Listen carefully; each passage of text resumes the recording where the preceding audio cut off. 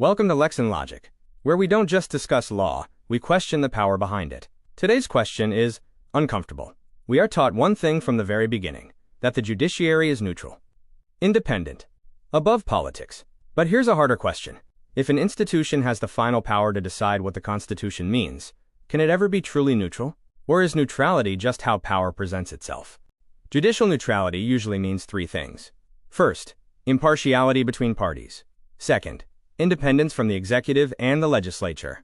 And third, decisions based on law, not personal preference. On paper, this sounds convincing. Judges have secure tenure, fixed salaries, protection from political pressure. The theory is simple. Independence guarantees neutrality, but theory and reality rarely move together. Let's be clear about one thing. The judiciary is not just a dispute-resolving body. It is one of the most powerful institutions in a constitutional democracy.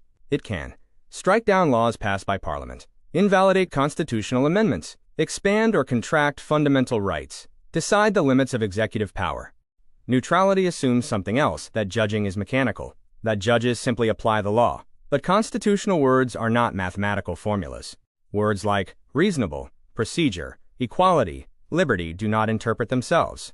When courts expand rights, that is not a neutral act. When courts show restraint, that is also not neutral. Both are exercises of judgment, and judgment is never value-free.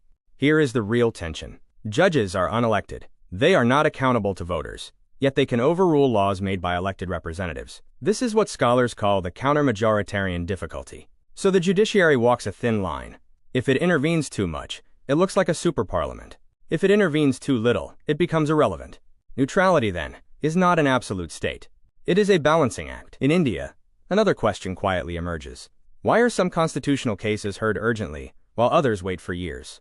Why does the court speak loudly in some areas and remain silent in others? This does not automatically mean bad faith, but it does show one thing clearly. Judicial power is exercised strategically, and strategy is a feature of power, not neutrality. So is the judiciary neutral? Not entirely. And not dishonestly either. The judiciary is a powerful institution that must appear neutral to remain legitimate. Neutrality is not its natural condition. It is its performance. And perhaps that is the real truth of constitutional courts. They survive not by being powerless, but by exercising power carefully.